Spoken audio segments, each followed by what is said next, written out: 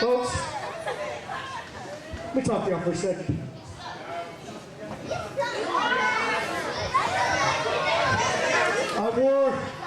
Hey guys, listen.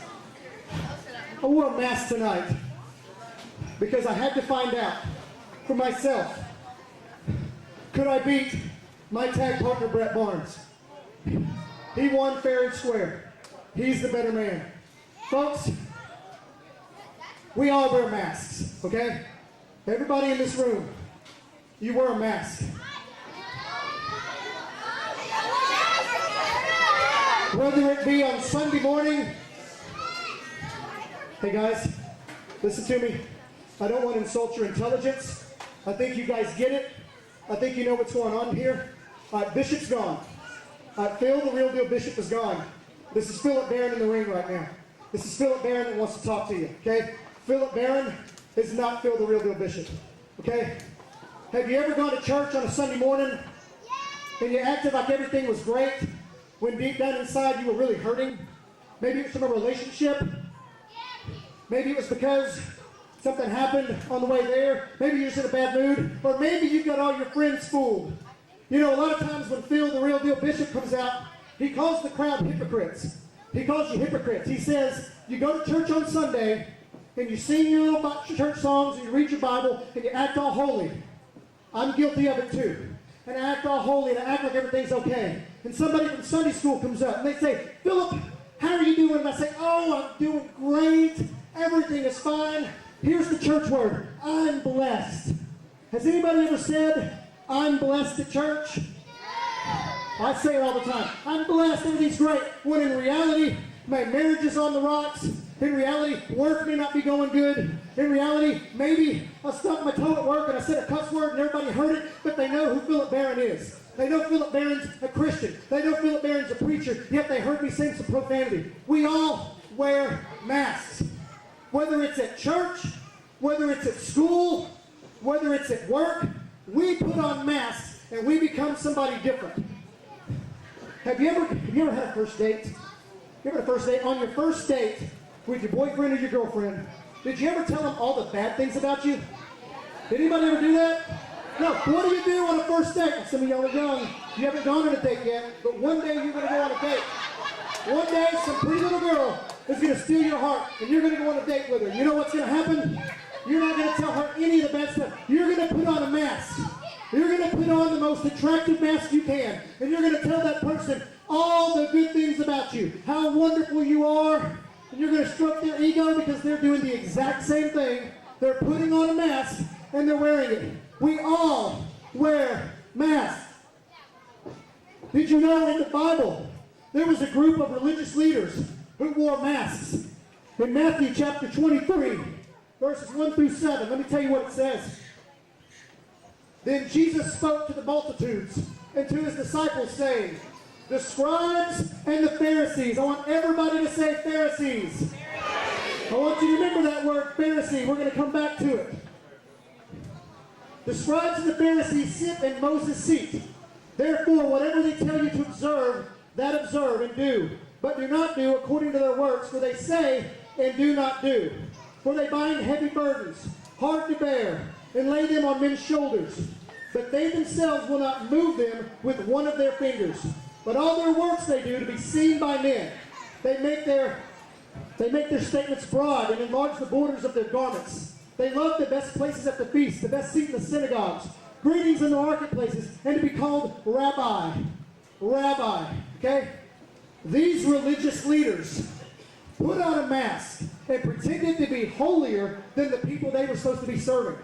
We still have people in the church today that put on masks and pretend to be something that they're not. Jesus came to take our mask off. Jesus came to set us free from the sin that we live in so we can take our masks off and we can be who we truly are in Jesus. I'm guilty of it.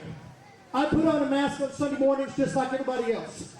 I put on masks at work so people will think I'm something that I'm not. I don't want people to see the ugly side of Philip Barron. And there is an ugly side. We all have an ugly side. We all have a side that we don't want people to see. But folks, I've got news for you. I don't care what you left at home, what's waiting for you outside that door. 10,000 devils cannot keep you from Jesus if you want to get to know him tonight. I put on this mask tonight so that I could fight my partner, Brett Barnes. But I put on this mask tonight to tell you, my mask is off. I'm not being this person anymore. I don't want to be this person. You either love me for who I am or you don't. There's no getting away from it. I am who I am because of Jesus Christ. It's time for you to take the mask off that you're wearing, throw it in the center of the ring, and drop an elbow on it. And get rid of it. And stomp on it. Because you don't have to be that person anymore. You do not have to be the person the devil is lying to you and telling you that you have to be.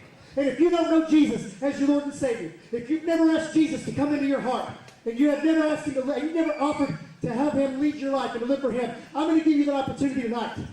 Rob Vaughn, June 27th, 1982. I asked Jesus Christ in my heart. I asked him to come and live for me. And when I was growing up, I had a dream that I wanted to be a professional wrestler. Has anybody noticed I'm not very tall? I'm 5 feet 7 inches. I weigh 185 pounds. Has anybody watched TNA or WWE lately? Do you see many 5'7", 185 pounders running around? Used to in the old days with WCW, you would. But you don't see a lot of small guys. And I used to pray, I was like, God, I really want to be a wrestler. And that sounds like a silly dream. That sounds like a stupid dream. But you know what happened? That man right there walked into my restaurant one night. We became friends and started hanging out with him. And where am I tonight? I'm standing in the middle of a wrestling ring. What have I done twice tonight? That's not because of me. That's not because of Philip Barron. That's because Jesus Christ loved me just as much as he loves you. He made my dream come true. And I am more fulfilled being in this ring, being a witness to you people than I am wrestling on TNA or WWE. I have no desire to go to either one of those places. I'm right here because this is what Jesus has me. And folks, there are some people in here tonight, and you are wearing masks. You are wearing masks tonight. Satan has had you put your best mask on, and you're putting on a front, and you're pretending to be something that you're not. Folks, in the name of Jesus Christ, you can be loosed, that can be bound, and you can be free of your mask tonight. I want everybody to bow your head. I want everybody to close their eyes. It is very, very simple. Maybe you grew up in church like me. Maybe you asked Jesus in your heart at the age of 7. And maybe you've done a pretty good job of living as a Christian. But maybe you asked Jesus in your heart that you never really changed. You never really took the mask off. The mask is still there. Folks, you have the opportunity tonight to take that mask off, put it in the center of the wrestling ring of your life, and drop an elbow on it, and a knee, and a stomp on it. Okay, Satan has no power over you in the name of Jesus Christ. There's 3 things you got to do to get that mask off. 3 things. First thing you got to do is you got to ask. You got to ask Jesus to come in your heart. There's no getting around it. If you die and you don't have Jesus in your heart, the Bible is very clear about what your eternity is going to look like. And it's very hot, so you want to wear some shorts. First thing you got to do is ask Jesus in your heart. Second thing you have to do is you have to believe that Jesus is the Son of God. And he died on the cross for your sins. You have to believe that. The third thing you have to do is you have to confess that you're a sinner. Ask, believe, confess. If you've never done that, or if you've got a mask on and you need to do that again and we need that mask taken off, I want you to pray a prayer after me right now. You can say it out loud, you can say it to yourself, I don't care. But if you have a mask on tonight, you want it off, I want you to follow me in this prayer. Dear Jesus, I want to ask you to come into my heart. I want to ask you to help me take my mask off. I want to ask you to help me live for you. I want you to say, Jesus, I believe that you are the Son of God. I believe that you died on the cross for my sins. And I believe that by you coming into my life tonight, I can finally take this ugly mask off and throw it away. Lord, I confess that I'm a sinner. I confess that there are things that I have done that are unpleasing to you. And there are things that I've done that are keeping me from you, Lord. I admit to that, and I ask you to make me a new creation. In Jesus' name, take the mask off of me. In Jesus' name, help me to live for you. Now, with every head bowed and every eye closed, whether you prayed that prayer for the first time tonight, or you prayed it, maybe this is the second, third, fourth, or fifth time you prayed, it doesn't matter. If you prayed that prayer tonight, you meant it in your heart. I'm going to count to 3. Every head bowed, every eyes closed. On the count of 3, I'm going to ask you to raise your hands. 1, 2, 3.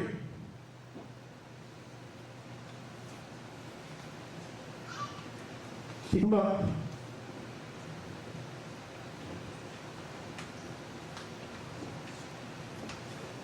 Thank you. The wrestlers are around the ring. They're going to come and they're going to pray with you if you raise your hand. While they're praying with you, I'm going to continue to talk because typically at this time in the show, I'm out there with you and I'm praying with someone.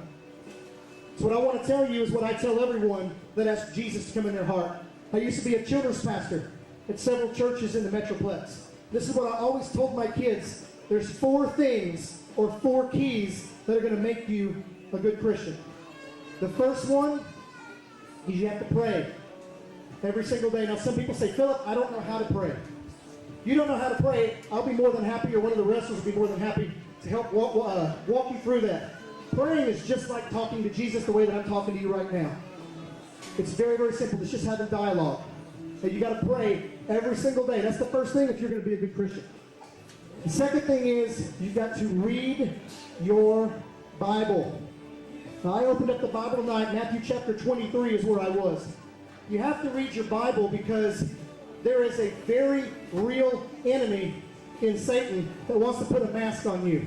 The way you keep the mask from coming back on is by reading God's holy word. Folks, this book is the inspired, unerrant Word of God. What that means is that God breathed this Word into existence. It has no errors in it. It is perfect because God wrote it. This is going to strengthen you throughout the day and throughout the week to be able to deflect the darts of the enemy when he's telling you that you're no good, when he tells you that you're ugly, when he tells you that you're worthless, when he tells you that nobody loves you. You could say that's a lie from the pits of hell because this book says, I am redeemed in Jesus. Pray, read your Bible, you got to put God first. I got a 10-year-old son who loves to play the Nintendo Wii. That Nintendo Wii could almost be considered as God because he wants to spend so much time on that and his iPod. Okay? Putting God first means the things that you have in your life that you love, you got to put those second. Whether it's your family, whether it's watching TV, playing video games, whatever that idol is, that's got to come second. God's got to come first. Put God first. And here's the most important thing. There's a lot of debate in Christianity about this. Fourth thing you got to do to be a good Christian is you have got to attend church regularly. Now, somebody right now just said, whoa, Philip. Doesn't say anywhere in the Bible that I have to go to church to be a Christian. You're absolutely right.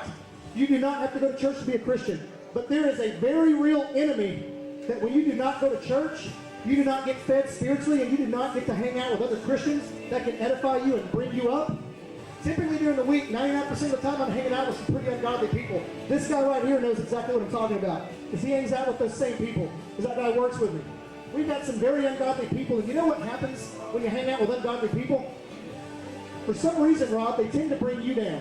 Instead of you bringing them up, they bring you down. When I'm at work and everybody's cussing, it becomes easier for me to start saying cuss words that I don't usually say. It's not easier for them to start praying and get closer to God. It's easier for me to fall away. So you need to attend church to get fed spiritually and to be around other people that are like-minded with you, that can help disciple you, that can encourage you and help you get through that week. Now, folks, if you walked in today with a mask like I had at the beginning of this match, you do not have to walk out that door in Jesus Christ with that mask anymore. Take that mask off, throw it down, and walk away from it. You are a new creation in Jesus Christ. Jesus lives in your heart now if you said that prayer. And if you didn't say that prayer, guess what?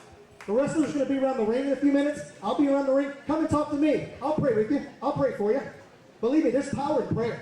Satan doesn't like it when you pray. You know, yesterday I was at work, and I knew that I had to wrestle 2 matches tonight, and I knew that I was going to preach the gospel. You know, I started getting flu-like symptoms about 3 o'clock. I felt sick as a dog. I left work early. I wasn't feeling good. And I thought, man, how am I going to do this? And I heard Shawn Michaels wrestle with the flu once. And I said to myself, well, if Shawn Michaels can do it, I can do it. It's a wrestler on TV a long time ago. He didn't wrestle anymore. But if Shawn Michaels could do it, I could do it. And I decided right then and there, Satan was not going to keep me from being here tonight to tell you this message because somebody, if not 2 or 3 of you, needed to hear a message about wearing masks. Folks, you don't got to wear that mask anymore. Okay? I thank you for being here tonight. We hope you enjoyed the show.